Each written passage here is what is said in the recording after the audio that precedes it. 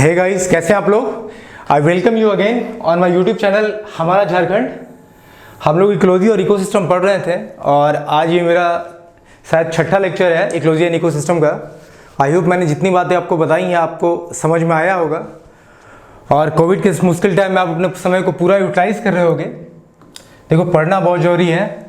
And those guys who are new to my channel, those who are preparing for JPSC, JSSC and other Jharkhand community exams along with IAS, IPS, State PCS, they can join my channel हमारा झारखंड।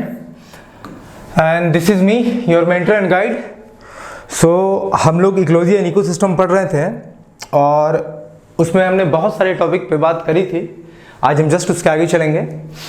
सो हमने ecosystem, ecology, type of ecosystem, biological organization, biome, ecosphere, हम लोग बहुत चीज़ देख चुके थे। Ecotone भी हमने देखा था, that one is very important. I hope आपको सारा कॉन्सेप्ट याद होगा। फिर हमने कंपोनेंट भी देख लिया था। लास्ट लेक्चर में हमने जो डिस्कस किया था वो किया था food chain and food web and 10% law की भी हमने बात करी थी। आज हम बात करने वाले हैं, मैंने टॉपिक लेवल भी आप लोगों को बताया था। आज हम लोग यहीं से अपना टॉपिक कंटिन्यू करने वाले हैं। आज हम लोग बात करने वाले हैं इकोलॉजिकल पिरामिड की। आज हम लोग बात करने वाले हैं इकोलॉजिकल पिरामिड की। देखो, इकोलॉजिकल पिरामिड जो होता है ना, इसे हम अल्टोनियन पिरामिड भी बोलते हैं। क्या बोलते हैं? अल्टोनियन पिरामिड। इकोलॉजिकल पिरामिड या अल्टोनियन पिरामिड, ये दोनों सेम है। तो देखो, इकोलॉजिकल पिरामिड होता क्या है। तो जब आप बहुत सारे ऑर्गेनिज्म जो हर ट्रॉपिक लेवल पे रहते हैं उनके रिलेशनशिप को जब आप ग्राफिकली रिप्रेजेंट करते हो ना, तो the thing that you are going to get is ecological pyramid. आपको क्या मिलने वाला है? इकोलॉजिकल पिरामिड मीन्स कि when you are graphically represent the relationship of various living organism at each trophic level, you are going to get ecological pyramid. इसका मतलब ये है, समझना। देखो, ये हमारा रहा ट्रॉपिक लेवल और ये फर्स्ट ट्रॉपिक लेवल है, ये सेकंड है, ये थर्ड है, ये फोर्थ और ये एपेक्स या फिर एपेक्स प्रेडेटर। ऐसे ही हम टॉप कंज्यूमर बोलते हैं। इसे हम क्या बोलते हैं? टॉप कंज्यूमर बोलते हैं। सो आप देखो कि जब हर ट्रॉपिक लेवल पे रहने वाले जितने भी लिविंग ऑर्गेनिज्म है, जैसे सपोज इस ट्रॉपिक लेवल पे ग्रीन प्लांट है, इस ट्रॉपिक लेवल पे हर्बीवोर है, इस पे कार्निवोर है, इस पे सेकेंडरी कार्निवोर है, इस पे टर्शियरी या टॉप कंज्यूमर है। जब इनके रिलेशनशिप को आप ग्राफिकली रिप्रेजेंट कर दोगे, ठीक है, and that relationship can be represented by 3 ways. हम आगे बात करने वाले हैं। So when you are going to represent graphically the relationship between various living organism at each trophic level, you are going to get ecological pyramid. I hope आपको बातें समझ में आई होंगी। इकोलॉजिकल पिरामिड आपको कब मिलेगा? जब आप बहुत सारे लिविंग ऑर्गेनिज्म जो हर ट्रॉपिक लेवल पर रहते हैं उनके रिलेशनशिप को आप ग्राफिकली रिप्रेजेंट करते हो, तो जो मिलता है दैट इज और इकोलॉजिकल पिरामिड या इल्टोनियन पिरामिड भी इसे बोलते हैं। अब देखो, हमेशा याद रखना कि इकोलॉजिकल पिरामिड में, ये जो इकोलॉजिकल पिरामिड होगा उसमें जो बेस पे हमेशा प्रोड्यूसर होंगे। कौन होंगे बेस पे? It start with producer. जो बेस होगा ना, उस पर हमेशा आपको प्रोड्यूसर मिलने वाले हैं। और टॉप पे कौन मिलेगा? भाई कंज्यूमर मिलेंगे। अगर बेस पे प्रोड्यूसर है तो टॉप पे क्या मिलेगा? कंज्यूमर मिलेंगे। अब देखो, ये इकोलॉजिकल पिरामिड जो होते हैं वो 3 तरह के होते हैं। There are 3 types of ecological pyramid. The first one is pyramid of number, the second one is pyramid of biomass and third one is pyramid of energy. तो हम ये तीनों को अभी समझेंगे कि what is pyramid of number, what is pyramid of biomass and what is pyramid of energy. ठीक है, चलो एक एक करके देखते हैं। अच्छा, इससे पहले आप 2 चीज़ और समझ लो। पिरामिड में मैं 2 टर्म को यूज करने वाला हूं। एक टर्म होगा,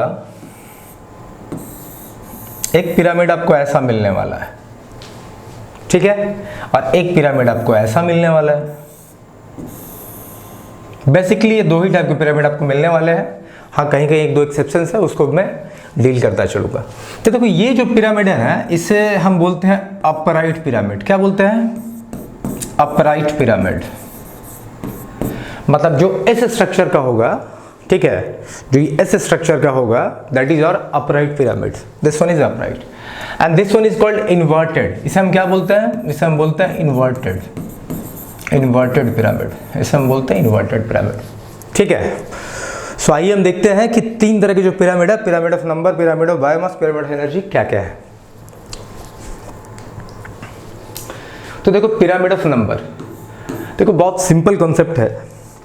मैंने एक लॉजिकल पिरामिड को बोला था कि जब आप वेरियस लिविंग ऑर्गेनिज्म जो हर ट्रॉपिक लेवल पर रहते हैं उनके रिलेशनशिप को जब आप रिप्रेजेंट करते हो, you are going to get एक लॉजिकल पिरामिड।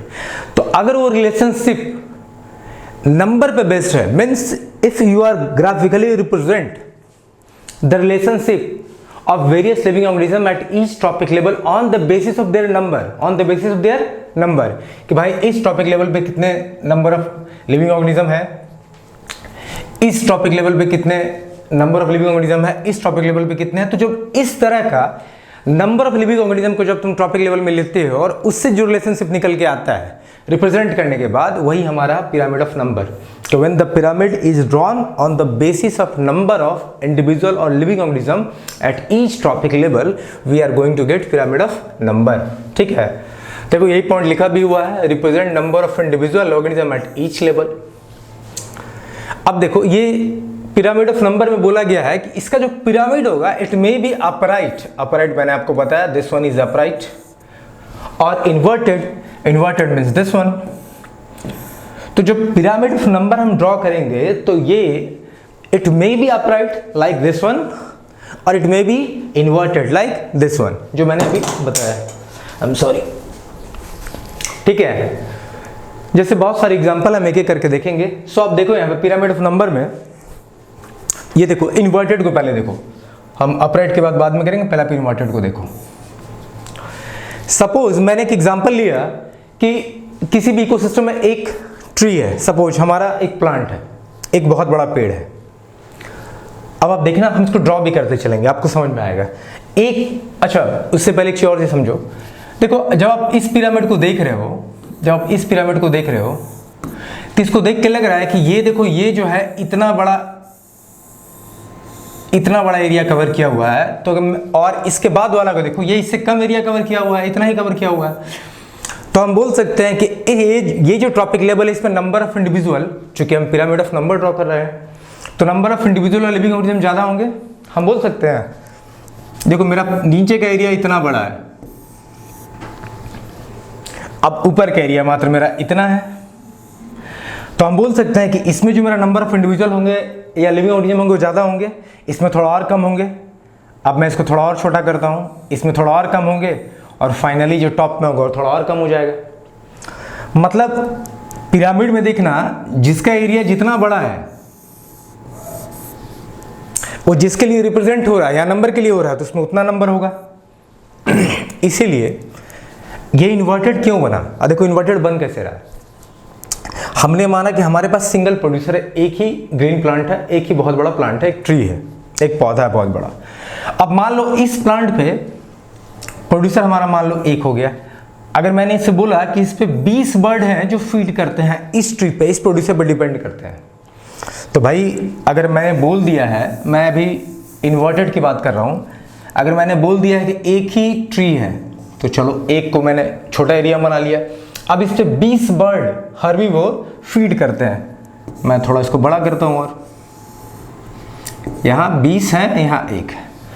अब मैं बोलूँ कि इन बर्ड का जो वेस्ट है डेड रिमेन है उस पर लगभग 60 पैरासाइट फीड करते हैं। देखो छोटे छोटे बग सेलाउज है, ये सब फीड करते हैं, तो मुझे इसे थोड़ा और बड़ा करना होगा। और अगर मैं बोल दूं कि इन पैरासाइट के ऊपर बहुत सारे लगभग 100, 200, 500 हाइपर पैरासाइट जो है फीड करते हैं, ये देखो हाइपर पैरासाइट हो गया, मान लो 200 फीड करते हैं, तो मुझे इससे थोड़ा और बड़ा करना होगा क्योंकि बड़ा एरिया करूंगा तभी तो ज़्यादा नंबर ऑफ लिविंग ऑर्गेनिज्म को दिखा पाऊंगा।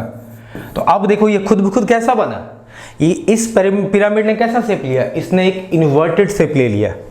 कैसा शेप लिया? इन्वर्टेड शेप ले लिया। तो देखो आप जिस तरह की एग्जांपल लेते हो ना उससे आप खुद समझ सकते हो कि हाँ ये पिरामिड इन्वर्टेड होगा, अपराइट होगा, कैसा होगा। सो पिरामिड ऑफ नंबर में आप जैसे एग्जांपल आपने जैसे लिया वो इसके हिसाब से आपने पिरामिड को ड्रॉ कर दिया and it shows that this is a inverted one, ये इन्वर्टेड है। अब हम आइए अपराइट को देखते हैं, फिर हम स्पिंडल पे आएंगे।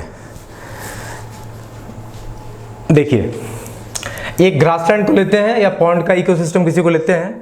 अब आप ध्यान देना, अगर हम ग्रासलैंड को लेते हैं तो देखो, एक ग्रासलैंड में एक घास के मैदान में बहुत सारे घास होंगे, बहुत सारे छोटे छोटे पेड़ पौधे होंगे, तो प्रोड्यूसर का जो नंबर होगा हमेशा बहुत ज़्यादा होगा। तो देखो, ये प्रोड्यूसर के एरिया बड़ा है, ठीक है, अब देखो ना, ये प्रोड्यूसर है। अब मान लो इस पे ग्रास ओवर फीड करते हैं, तो एक घास के मैदान में, यार घास का मैदान तो बहुत बड़ा है मान लो, और उसमें कितने ग्रास ओवर होंगे, मान लो 100 ग्रास ओवर होंगे, 200 ग्रास ओवर होंगे। तो देखो, ठीक इसके बाद ग्रास ओवर है, लेकिन चूंकि नंबर ऑफ ग्रासेस जो है तो ज़्यादा है, तो उनसे हमने थोड़ा सा कम एरिया में से प्लॉट किया। अब 200 ग्रास ओवर को खाने के लिए मान लो 50 चूहे वहाँ पे हैं, उन 50 चूहों को खाने के लिए मान लो 20 सांप वहाँ पे रहते हैं, 20 स्नेक है, और उन सांप के लिए मान लो एक पिकॉक हो गया, क्योंकि वो स्नेक खाता है। तो अब जो हमारा पिरामिड बना, कैसा बना, ये हमारा अपराइट बन गया। देखो, क्योंकि हर लेवल पे number of living organism decrease करते चले गए हैं। तो जब लिविंग ऑर्गेनिज्म हर ट्रॉपिक लेवल पे इंक्रीज करेंगे लाइक दिस वन, अगर इंक्रीज करेंगे like this one, you are going to get inverted pyramid. और अगर हर ट्रॉपिक लेवल पे number of living organism decrease करेंगे, तो आपको मिलेगा अपराइट। अपराइट कब मिलेगा, जब डिक्रीमेंट होगा, ठीक है, वैसे आप समझ सकते हो। सो ये अपराइट है हमारा, ये हमारा इन्वर्टेड है, और एक स्पेशल टाइप का पिरामिड आपको पिरामिड ऑफ नंबर में देखने को मिलता है, स्पिंडल टाइप। ये स्पिंडल टाइप पिरामिड है, ठीक है। तो देखो, स्पिंडल टाइप में हमने क्या एग्जांपल रखा है कि यहां हमारा प्रोड्यूसर एक है, और सपोज इस पे भी जैसे 20 बर्ड यहां पे फीड करते थे, यहां 20 बर्ड फीड कर रहे हैं, और इस 20 बर्ड को खाने के लिए, छोटे बच्चों को कौन हॉक खाता है, बड़ा बात जो है, तो हमारा एक कार्निवोर है, टॉप कार्निवोर एक है। तो देखो, ये जो पिरामिड है, मैंने बोला एक प्रोड्यूसर है, 20 बर्ड इस पे फीड करते हैं, और उसके ऊपर एक कंज्यूमर है। तो अब जो हमारा पिरामिड बना, कैसे बना, देखो, अगर मैं बोलूं कि एक ही प्रोड्यूसर है, चलो बन गया। अब इस पे 20 जो है बर्ड फीड कर रहे हैं, और इन 20 बर्ड पे जो फीड कर रहा, एक टॉप कार्निवोर मैंने दे रखा है, हॉक।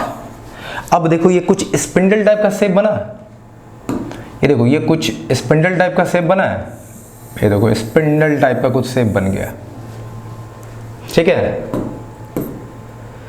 सो इसे हम बोलते हैं स्पिंडल पिरामिड, इसे हम बोलते हैं स्पिंडल पिरामिड। ये देखो, बस जस्ट समझाने के लिए था, इसमें ज़्यादा आपको जानना नहीं है, आपको बस ये देख लेना है कि पहले तो पिरामिड ऑफ नंबर क्या है। तो देखो, पहले एक लॉजिकल पिरामिड का डिफिनेशन आप समझ लेना, बस उसमें ऐड करते चले जाएंगे कि जब बहुत सारे लिविंग ऑर्गेनिज्म जो हर टॉपिक लेवल पे रहते हैं, उनके रिलेशनशिप को जब हम रिप्रेजेंट करते हैं, तो हमें एक लॉजिकल पिरामिड मिलता है। और अगर वो relationship on the basis of number है, तो हमें पिरामिड ऑफ नंबर मिलता है। पिरामिड ऑफ नंबर में पिरामिड 3 तरह के हो सकते हैं, अपराइट हो सकते हैं लाइक दिस वन, इन्वर्टेड हो सकते हैं लाइक दिस वन, स्पिंडल एक स्पेशल काइंड है, ऐसा भी हो सकता है, ठीक है। बस आपको इतना ही याद रखना है। अब सेम जब हम बात करने वाले दूसरे पिरामिड ऑफ बायोमास की, ठीक है, तो सेम डिफिनेशन को आप याद करो। मैंने अभी क्या बताया कि जब बहुत सारे वेरियस लिविंग ऑर्गेनिज्म जो हर टॉपिक लेवल पे रहते हैं, उनको अगर हम ग्राफिकली रिप्रेजेंट करते हैं on the basis of relation, which relation, on the basis of biomass. अगर हम इस रिलेशनशिप को लेके बहुत सारे लिविंग ऑर्गेनिज्म को जो टॉपिक लेवल पर रहते हैं, उनको ग्राफिकली रिप्रेजेंट करते हैं, तो हमें पिरामिड ऑफ बायोमास मिलेगा। That simple. अब इसमें जो समझने वाली बात है कि भाई देखो, बायोमास जब आप बात करते हो ना, तो मैंने आपको डिफिनेशन बताया था, what is standing crop, what is standing biomass, what is biomass, मैंने आपको बताया था। सो व्हाट इज बायोमास, तो देखो, जो भी लिविंग ऑर्गेनिज्म हर टॉपिक लेवल पे रहते हैं, उनका टोटल मास जो होगा ना, that is your biomass. Means the mass of all the living organism at each topic level gives standing crop और स्टैंडिंग बायोमास और बायोमास, ठीक है। अब देखो, बायोमास की जब बात आती है ना, 2 तरह की मैटर की बात आती है, ड्राई मैटर और वेट मैटर। या कहो कि हमारे पास 2 वेट होता है, पहले मास समझो, 2 तरह के मास होते हैं, फ्रेश मास और ड्राई मास। यहीं से फिर, चूंकि मास में जब हम जी से मल्टीप्लाई कर देते हैं तो हमें वेट मिल जाता है, तो पहले आप फ्रेश मास समझो, ठीक है, और ड्राई मास समझो, वहां से हम फ्रेश वेट या ड्राई वेट को समझ लेंगे। देखो, चाहे प्लांट हो, चाहे एनिमल हो, चाहे हम हैं, हर किसी के बॉडी में वाटर कंटेंट ज़्यादा होता है, उसके वजह से उसका वजन भी ज़्यादा होता है। तो जब आप टोटल बॉडी के वेट को कंसिडर करते हो इंक्लूडिंग वाटर कंटेंट, तो इट गिव्स अस फ्रेश मास। ये क्या देता है हमें? ये हमें फ्रेश मास देता है। जब वाटर इंक्लूडेड होगा, क्या होगा? वाटर इंक्लूडेड होगा, ठीक है। लेकिन जब आप वाटर को एक्सक्लूड कर देते हो, जब आप वाटर को एक्सक्लूड करते हो, अगर मैं बोलूं कि मेरा टोटल मास कितना है, मेरा वेट कितना है, वाटर कंटेंट को अगर मेरे शरीर से निकाल दोगे ना, तो जो अब आपको मास या वेट मिलने वाला, that is your dry mass और dry weight, means without water, ठीक है। सो जब हम पिरामिड ऑफ बायोमास को ड्रॉ करते हैं ना, तो we may take an assumption that we are always considering dry weight, ठीक है, या ड्राई मास हम लेते हैं, मीन्स हम वाटर को नेग्लेक्ट करते हैं। तो अब इसके डिफिनेशन पे हम आते हैं फॉर द लास्ट टाइम, कि जब हर ट्रॉपिक लेवल पे जितने भी लिविंग ऑर्गेनिज्म हैं उनके टोटल ड्राई वेट को कंसिडर करें और उस रिलेशनशिप से जो हम रिप्रेजेंटेशन करते हैं, तो हमें क्या मिलता है? पिरामिड ऑफ बायोमास मिलता है। क्या मिलता है? Pyramid of biomass. अब देखो, पिरामिड ऑफ बायोमास भी दो तरह से हो सकता है, it may be upright, it may be inverted. ये ऐसा हो सकता है या फिर ये ऐसा हो सकता है, ठीक है। जैसे देखो, जब आप टेरेस्ट्रियल इकोसिस्टम को देखते हो, let's take an example for upright. अगर हम टेरेस्ट्रियल इकोसिस्टम को देखते हैं तो देखो क्या दिख रहा है आपको। हमने एक टेरेस्ट्रियल इकोसिस्टम लिया, मतलब जमीन का कोई भी इकोसिस्टम ने उठा लिया। अब देखो, घास है, बहुत घास है, ठीक है, बहुत, ये जो प्रोड्यूसर है उनका नंबर बहुत ज़्यादा है। एक ग्रासलैंड, अगर मैं सवाना ग्रासलैंड को उठा लूँ, कितना बड़ा ग्रासलैंड है, तो जो प्रोड्यूसर का वेट होगा वो तो बहुत ज़्यादा होगा। उसके बाद जो उस घास पे, छोटे छोटे प्लांट्स पे फीड करते हैं, जो कंज्यूमर हैं, उनका वेट उससे कम होगा। अब उनके ऊपर जो कंज्यूमर होंगे, जैसे देखो, मान लो ग्रासलैंड का वेट जो है ना बहुत ज़्यादा है, ये तो इसने कम दिखा रखा है, मान लो 1 लाख kg है, 1 लाख kg है, जो घास का मैदान बहुत बड़ा मैदान है। अब उस पर जो फीड करने वाले रैबिट या फिर डियर है, मान लो उनका वजन जो है वो 10,000 kg है, ठीक है। अब इनको जो खाने वाले हैं, चूंकि घास पे खाने वाले डियर और रैबिट, इनका वजन इससे कम है। अब ये जो डियर या फिर रैबिट को खाएंगे, सब कुछ फॉक्स है, ठीक है, उनका वजन मान लो 1000 kg है। और ये फॉक्स को मान लो लायन खाता है, ठीक है, तो लायन का वजन कितना है? लायन का वजन आपका मान लो 500 kg है। सो आप देखो कि हमने ये जो रिलेशनशिप उठाया है, किस चीज़ पे उठाया है? हमने ड्राई मैटर या ड्राई वेट पे उठाया, और प्रोड्यूसर से कंज्यूमर तक का हमने एक ग्राफ बना लिया। लेकिन ये जो ग्राफ बना, ये किस चीज़ पे आधारित था? On which parameter it was depending? It was depending on total dry weight. So जब हम किसी भी इकोसिस्टम में हर ट्रॉपिक लेवल पे जितने भी लिविंग ऑर्गेनिज्म है, अगर उनके सिर्फ ड्राई वेट को कंसिडर करके अगर हम पिरामिड ड्रॉ करते हैं, सो वो जो पिरामिड बनता है वो पिरामिड ऑफ बायोमास बनता है। अगर इस टाइप का है तो ये इसे हम अपराइट पिरामिड बोलते हैं। और टेरेस्ट्रियल इकोसिस्टम में जब आप देखोगे तो ये आपको अपराइट मिलेगा, लेकिन मरीन इकोसिस्टम में ये इन्वर्टेड मिलता है। क्यों? Why pyramid is inverted in case of marine ecosystem when we are drawing the pyramid on the basis of biomass. ऐसा क्यों होता है? देखो, टेरेस्ट्रियल इकोसिस्टम में प्रोड्यूसर जो होते हैं ना, वो ग्रासलैंड होते हैं। टेरेस्ट्रियल इकोसिस्टम में प्रोड्यूसर जो होते हैं ग्रासलैंड, मान लो ग्रासेस हैं, प्लांट्स हैं, उनका वजन बहुत ज़्यादा होता है। लेकिन मरीन इकोसिस्टम में मैंने आपको बताया था प्रोड्यूसर कौन होते हैं? मरीन या सी इकोसिस्टम में प्रोड्यूसर कौन होते हैं? प्रोड्यूसर होते हैं फाइटोप्लैंक्टन। फाइटोप्लैंक्टन जो होता है ना, बहुत छोटे सूक्ष्म पौधे होते हैं, ठीक है, बहुत छोटे छोटे पौधे होते हैं, उनका वजन बहुत कम होता है। तो भाई उनका वजन बहुत कम है, इसलिए हमने क्या किया कि देखो ये छोटे एरिया में से रिप्रेजेंट किया। अब उन फाइटोप्लैंक्टन को कौन खाता है? जूट प्लैंक्टन खाते हैं, स्मॉल फिशेस खाते हैं। तो भाई स्मॉल फिशेस का वेट जो होगा इनसे तो ज़्यादा होगा, और उन स्मॉल फिशेस को कौन खाता है? बड़े फिश खाते हैं, उनका वजन और ज़्यादा है। सो ये इसलिए ये जो है ये इन्वर्टेड है, इसलिए ये क्या है? इन्वर्टेड नेचर का है, इन्वर्टेड नेचर है। तो पिरामिड ऑफ बायोमास भी दोनों तरह से हो सकता है। It may be upright like this one और it may be inverted like this one.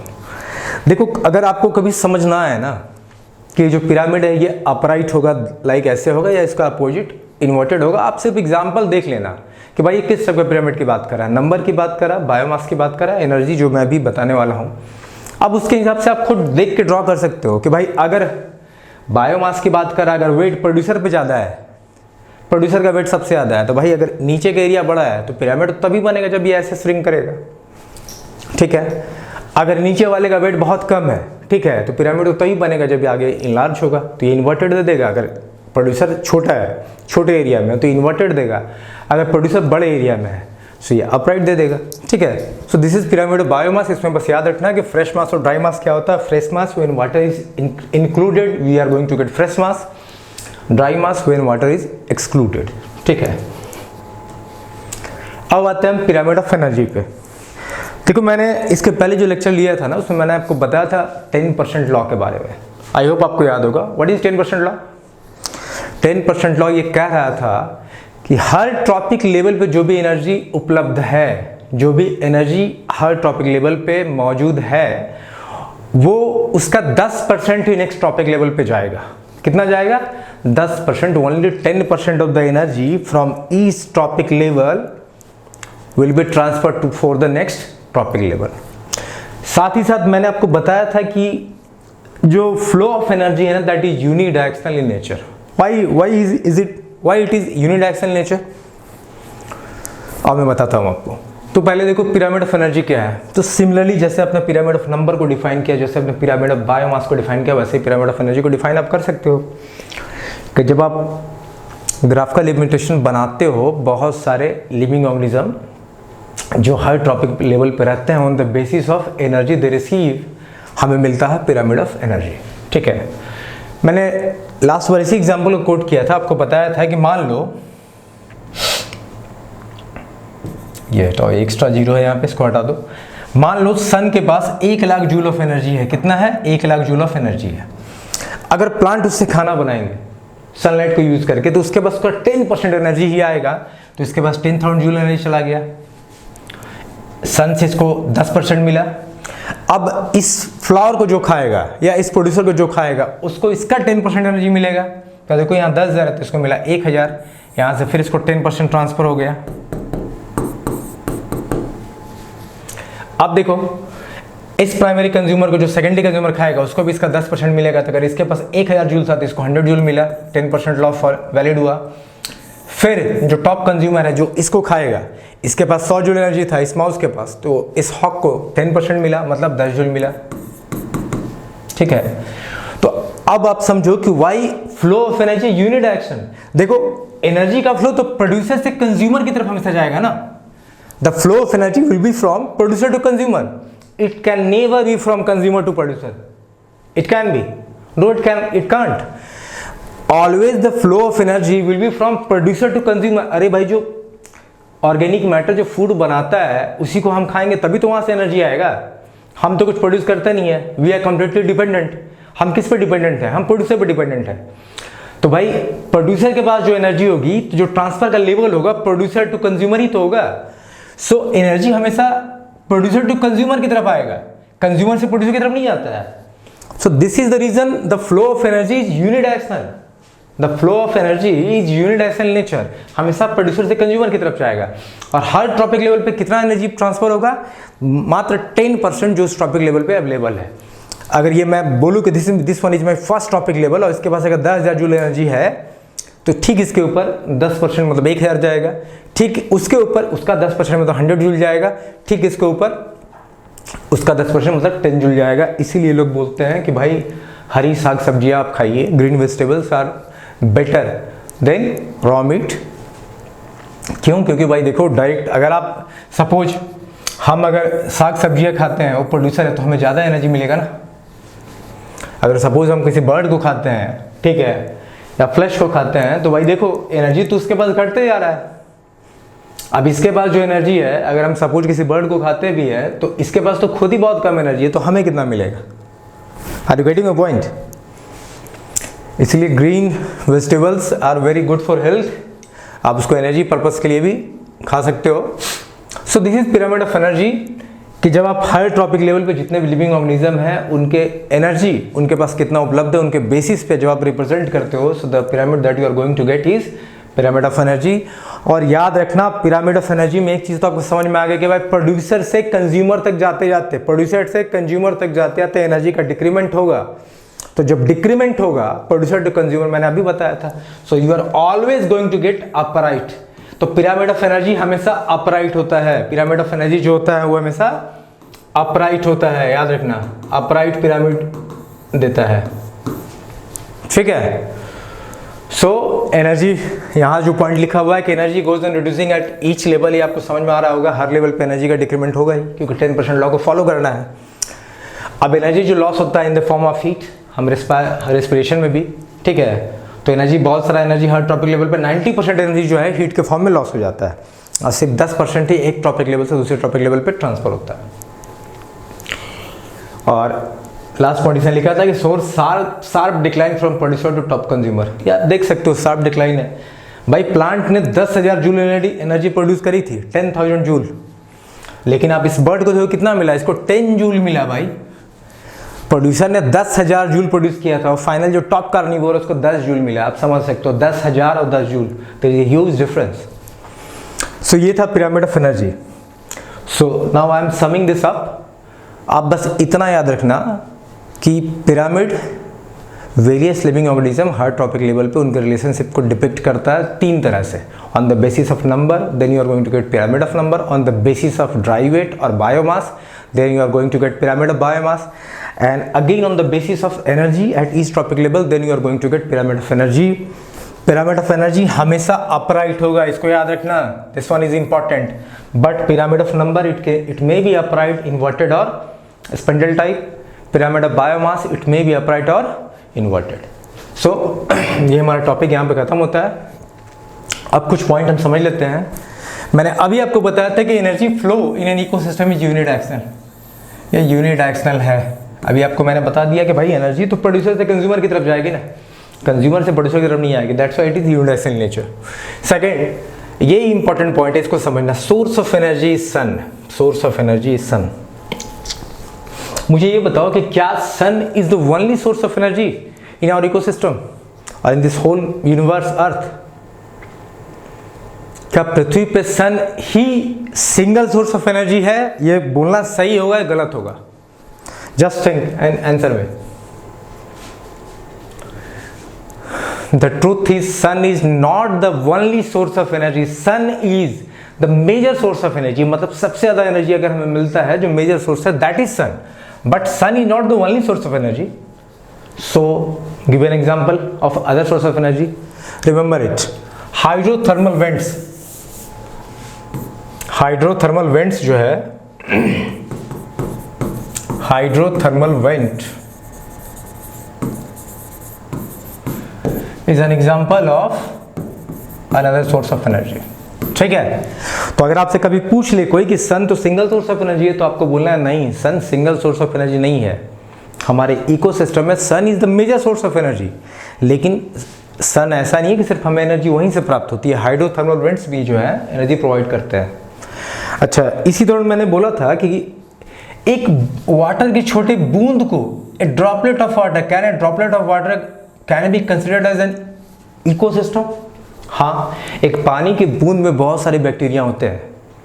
सो एक स्मॉल वाटर ड्रॉपलेट को भी, सिंगल वाटर ड्रॉपलेट को भी आप एक इकोसिस्टम कंसिडर कर सकते हो। और in fact it is the smallest ecosystem, smallest ecosystem.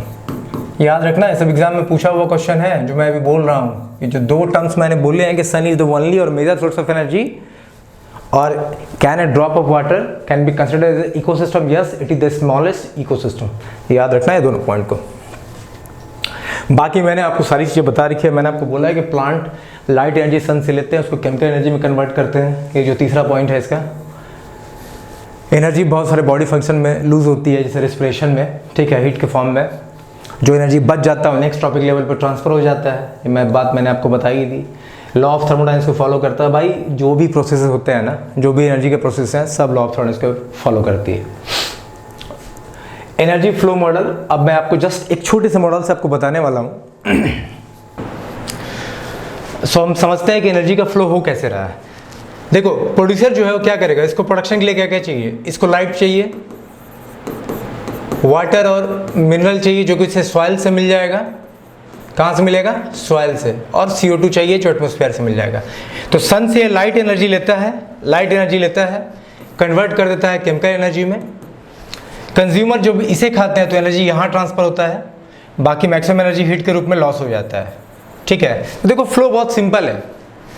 सन से एनर्जी मिला, प्रोड्यूसर को मिला, प्रोड्यूसर से कंज्यूमर को मिला, कंज्यूमर जब डेड कर गया तो इसे डिकम्पोजर को मिला, डिकम्पोजर ने क्या किया, इससे तो एनर्जी इसको मिला ही खाने के बाद, इसने क्या किया कि इसको डिकम्पोज करने के बाद जितने भी न्यूट्रिएंट्स थे इसमें बैक टू वो चले गए सॉइल में, इसको न्यूट्रिएंट पूल में ट्रांसफर कर दिया। और हर प्रोसेस में देखो एनर्जी हीट के रूप में लॉस होते चली गई। तो प्रोड्यूसर को जो एनर्जी मिला सराउंडिंग से यानी कि सन से, वो एनर्जी देखो हर जगह कुछ एनर्जी ट्रांसफर हुई, सन से प्रोड्यूसर में आई, प्रोड्यूसर से कंज्यूमर में आई, कंज्यूमर से डिकम्पोजर में आई, और हर जगह एनर्जी लॉस होता भी चला गया। और फिर बैक जब ये डिकम्पोजर क्या करेगा, कंज्यूमर को मरने के बाद उसको डेड एंड डिके रिमेन पे फीड करके उसको तोड़ देगा, न्यूट्रिएंट्स को फिर न्यूट्रिएंट पूल में सेंड कर देगा। और बैक अगेन प्रोड्यूसर क्या करेगा, सन से लाइट लेगा, न्यूट्रिएंट पूल से, कहने का मतलब सॉइल से वाटर और मिनरल लेगा, और फिर से लाइट एनर्जी के सन को कन्वर्ट करेगा केमिकल एनर्जी में। तो देखो ये एनर्जी का फ्लो ना एक साइकिल में चलते रहता है, एक साइकिल में चलते रहता है। तो सिंपल सी बात है, सन से एनर्जी मिल रहा है प्रोड्यूसर को, प्रोड्यूसर से कंज्यूमर को, कंज्यूमर से डिकम्पोजर को, और फिर बैक मैक्सिमम एनर्जी हीट के रूप में लॉस हो जा रही है। फिर प्रोड्यूसर खाना बनाता है, फिर एनर्जी प्रोड्यूस करता है, फिर कंज्यूमर को जाता है। तो ये साइकिल ऐसे ही चलते रहता है। और जो भी प्लांट जो भी सॉइल से न्यूट्रिएंट्स मिनरल जो भी लेते हैं, वो डिकम्पोजर क्या करते हैं, तोड़ के फिर से उसको सिंपल फॉर्म में न्यूट्रिएंट पूल यानी कि सॉइल में भेज देते हैं। फिर प्रोड्यूसर सॉइल से लेगा वाटर मिनरल, फिर सन से लाइट लेगा। तो देखो एनर्जी का फ्लो ऐसे ही चलता रहता है। ठीक है, तो एनर्जी कहीं भी कंजर्व नहीं हो रहा है, कहने का मतलब कहीं भी ठहर नहीं रहा है, एनर्जी का मूवमेंट होता जा रहा है।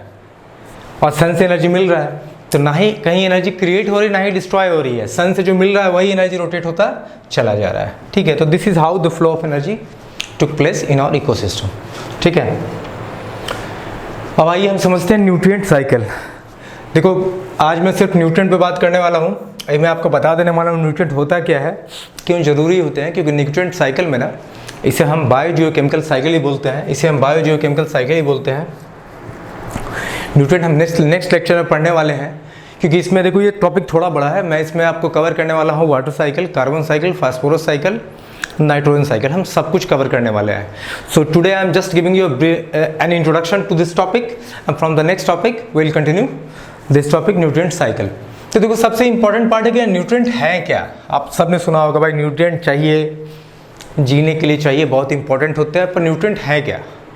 तो देखो न्यूट्रिएंट वो सब्सटेंस है ना जो हमें ज़िंदगी जीने के लिए चाहिए, जो हमारे ग्रोथ के लिए बहुत इंपॉर्टेंट है।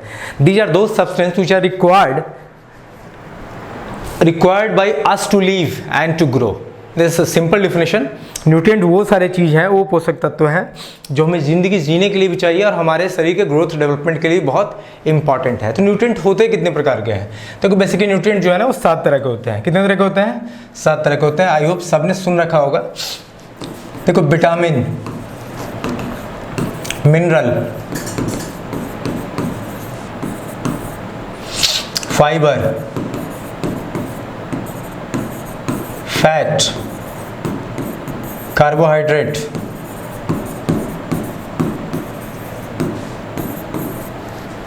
प्रोटीन और वाटर। बेसिकली 7 तरह के न्यूट्रिएंट होते हैं, vitamin, mineral, fibre, fat, carbohydrate, protein और वाटर। अब आप समझ लो एक एक चीज कितना इंपॉर्टेंट है। Believe me, this nutrients play a very vital role in our body. हमारे ऑर्गन सिस्टम का डेवलपमेंट में, उनको सही से फंक्शन करने में न्यूट्रिएंट का बहुत बड़ा हाथ होता है। आप समझो बॉडी में अगर सोडियम का लेवल कम बेसी हो जाए ना, तो देखो क्या हो जाएगा। अगर आपका पोटेशियम घट या बढ़ जाए, आप कोमा में जा सकते हो, आपको रिदमिया हो सकता है।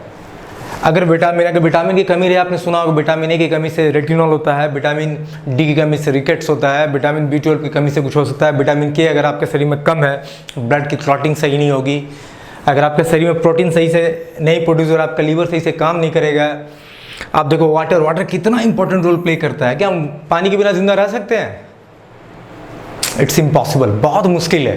तो देखो न्यूट्रिएंट जो है ना वो हमारे डेली के लाइफ में ना बहुत इंपॉर्टेंट है। बेसिकली हमारे बॉडी में न्यूट्रिएंट का परफेक्ट कम्बिनेशन होता है, एक पर्टिकुलर लेवल होता है। वो जो लेवल जहाँ भी चुकेगा ना, आपको बहुत सारी बीमारियां होना स्टार्ट हो जाएगा। So nutrients are those substance which are required by badly by our body to live and to grow in a good way. So nutrient का अपना एक फंक्शनल एट्रीब्यूट होता है। अब देखो कुछ पॉइंट्स मैंने लिख रखे थे कि these nutrients are available to biotic component through natural resource. अब देखो हमें न्यूट्रिएंट्स मिलते कहाँ से, हमें न्यूट्रिएंट्स कहाँ से मिलेंगे, नेचुरल रिसोर्स से, हम जो खाएंगे। देखो हम तो कुछ प्रोड्यूस करते नहीं है, वैसे कुछ चीज़ों का प्रोडक्शन होता है, जैसे विटामिन डी हमारे शरीर में प्रोड्यूस होता है, ठीक है, सनलाइट से, लेकिन मैक्सिमम न्यूट्रिएंट्स हमें जो मिलते हैं वो नेचुरल रिसोर्स से मिलते हैं, ठीक है। अच्छा देखो एक ये पॉइंट समझो कि nutrients if not return back would and up and not be available for future use. देखो डिकम्पोजर ना बहुत इंपॉर्टेंट रोल प्ले करता है। मैंने आपको बताया था कि अगर कोई कंज्यूमर मर जाता है तो उसका डेड वेस्ट रिमेन पे वो क्या करते हैं, उसको कॉम्प्लेक्स पार्ट को तोड़ के सिंपलर फॉर्म में बैक टू न्यूट्रिएंट पूल जो है हमारा सॉइल में वो फिर से उसे भेज देते हैं, ताकि प्लांट फिर से उन मिनरल्स को, उन न्यूट्रिएंट्स को ले और फिर से प्रोड्यूस करे अपना खाना, जिसमें हम भी फीड करते हैं। सो ये जो मूवमेंट होना चाहिए ना, ये न्यूट्रिएंट्स का भी जो मूवमेंट है ये पर्टिकुलर तौर पे चलता रहता है एक साइकिल के तौर पे। अगर कहीं भी ये साइकिल टूट गया ना तो ये न्यूट्रिएंट्स फिर नेक्स्ट जनरेशन के लिए अवेलेबल नहीं रहेंगे। So these nutrients are the cycle through biogeochemical cycle. हम यही बायोजियोकेमिकल साइकिल पढ़ने वाले हैं। न्यूट्रिएंट साइकिल को ही बायोजियोकेमिकल साइकिल बोलते हैं, जिसमें हम वाटर साइकिल पढ़ने वाले हैं, नाइट्रोजन साइकिल पढ़ने वाले हैं, कार्बन साइकिल पढ़ने वाले हैं, ठीक है। मैंने आपको जो भी बताया कि nutrients are decomposed, converted by microorganism and ready to use again, the cycle continues. यही मैंने आपको बताया था कि डिकम्पोजर क्या करते हैं, तोड़ के फिर से उसे सॉइल में फिक्स कर देते हैं और ये एक साइकिल चलता ही रहता है। तो बेसिकली आज का लेक्चर मैं यहीं अभी ख़त्म कर रहा हूँ। न्यूट्रिएंट्स के बारे में आप इतना ही समझ लो कि 7 टाइप के न्यूट्रिएंट है: vitamin, mineral, fibre, fat, carbohydrate, protein, water. Nutrient वैसे पोषक तत्व हैं, वैसे सब्सटेंस है जो हमें ज़िंदगी जीने के लिए और हमारे ग्रोथ और डेवलपमेंट के लिए बहुत ज़रूरी है, ठीक है। सो आइए अब हम नेक्स्ट लेक्चर में देखेंगे। हम नेक्स्ट लेक्चर में स्टार्ट करने वाले हैं water cycle, nitrogen cycle, carbon cycle और फास्फोरस साइकिल पढ़ने वाले हैं। सो आई होप गाइस कि मैं आपको जो बता रहा हूँ आपको समझ में आ रहा होगा, ठीक है। और जो दिक्कत है आप कमेंट में मुझसे पूछ सकते हैं, और जो लोग मेरे टेलीग्राम चैनल को नहीं ज्वाइन किए हो वो मेरे टेलीग्राम चैनल को ज्वाइन कर सकते हैं, क्योंकि जो भी नोट्स है मैं वहीं प्रोवाइड करने वाला हूँ, ठीक है। So till then study hard, हम मिलेंगे, बाय।